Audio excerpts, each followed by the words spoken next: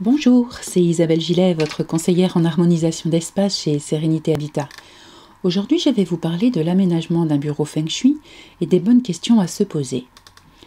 Comme vous le savez, le Feng Shui permet, par l'étude et l'aménagement de l'espace construit, d'optimiser les énergies afin de favoriser l'harmonie de votre environnement et par conséquent de vous aider au quotidien. Cela est valable pour tout habitat, maison ou appartement, comme pour tout lieu de travail, bureau, commerce, hôtel, agence commerciale, cabinet de thérapeute, profession libérale, etc.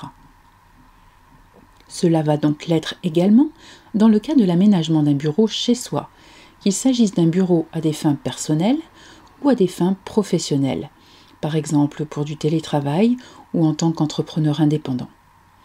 Alors, comment démarrer ? Pour commencer, il s'agit de regarder quelle pièce peut être la plus adéquate à l'installation du bureau, et ce, en fonction de qui va l'occuper. Vous êtes la seule, le seul à vous en servir ? Nous partirons donc de votre chiffre quoi, calculé selon votre date de naissance.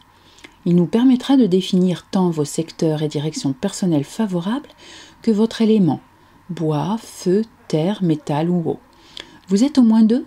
Il sera alors nécessaire d'analyser plus en avant qui sera favorisé et pourquoi. Une fois la pièce déterminée, il s'agira, toujours en fonction de ces fameuses directions personnelles favorables, d'orienter votre bureau de manière adaptée, et ce tout en respectant un certain nombre de règles Feng Shui d'harmonisation d'un bureau, comme par exemple ne pas avoir la porte dans le dos. Cela induit en effet un sentiment de manque de protection. Ne pas se trouver entre la porte et la fenêtre, ce qui génère une énergie instable. Ne pas installer son bureau directement contre un mur, et quelques autres règles dont je ne parle pas ici. Concernant tout ce qui est couleur, forme et matière. Une fois l'emplacement du bureau défini, dans la pièce choisie, reste à aménager le tout, toujours selon les règles du Feng Shui. Alors, nous allons parler de choix des couleurs, du papier peint ou de la peinture murale, choix du revêtement au sol, du matériau, forme du bureau selon son utilisation et votre domaine d'activité, choix du mobilier, emplacement de celui-ci par rapport au bureau, choix de votre siège, de l'éclairage, etc.